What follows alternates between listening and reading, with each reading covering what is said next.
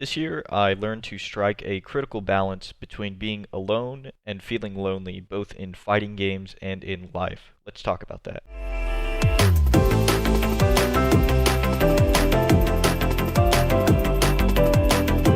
A little bit about me first. Some of you may know that I moved out for the first time on my own back in August of last year, right before the pandemic really hit its height. And since August, I have left a total of 2 times, both to fly back home for the holidays. And I honestly wouldn't have it any other way. I really thrive on that feeling of being alone physically, but still having a social outlet in the form of online friends or people that I can talk to over the internet. And I think a lot of people my age and a little bit older can relate to that. To me, this felt like a very natural way to live and just the most comfortable for me. And that was until about October, about the day after my birthday actually. On October 3rd, I had a falling out with a group that I had been playing Valorant with for months. And, overnight, everything sort of changed. This is sort of when it really hit me that online friends cannot fully replace real life friends. Online relationships are just that, online relationships. And when those fall apart, there's nobody else to turn to because you've spent so much time on the internet and you spent so much time talking to these people that you've neglected your real life friends and you've neglected trying to build real life relationships. And that's when my feeling of being alone sort of morphed into a feeling of loneliness. And while being alone helps me thrive and get work done and do good things, being lonely is just the opposite. As two words, they're synonyms, but as two emotions, they feel quite the opposite. So for 27 days following that, from October 3rd to October 30th, I sat in my apartment and did absolutely nothing. Didn't talk to anybody, I didn't play any games, I didn't do really anything. Until about October 30th when I had finally had enough and I had burned all the bridges that I previously had built, and I decided to really start seriously playing Street Fighter V and make my first YouTube video.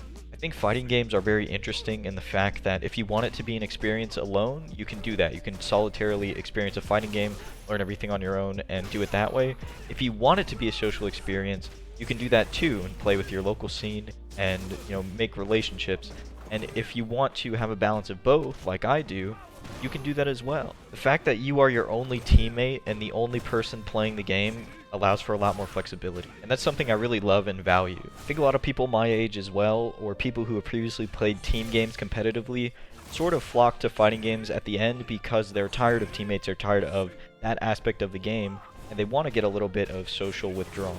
Once you sort of get out of that phase and you realize that having a team can be very powerful in a motivating way if you have a positive backing and a group of people who really legitimately just want to see you get better at the game and see you grow, you start to see that even though it is a single player game, it is a 1v1 versus game, having that sense of community and that sense of camaraderie is something very invaluable. People like me who flock to fighting games to get away from team-based games, I think are a little bit scarred from their past experience. And it just takes them a little while to realize that not every team is toxic, not everybody's out there to get you, and some people really do just want to help. And that's not to say you're not going to run into some bad eggs while you're searching for this group. Just know that, in my experience, the FGC is very welcoming and accommodating to new players. If you want to get better, if you want to run sets, if you want to do anything like that, reach out to your local scene and see if anybody can help you. Chances are there's somebody out there who really does want to see the scene grow and go on for another generation.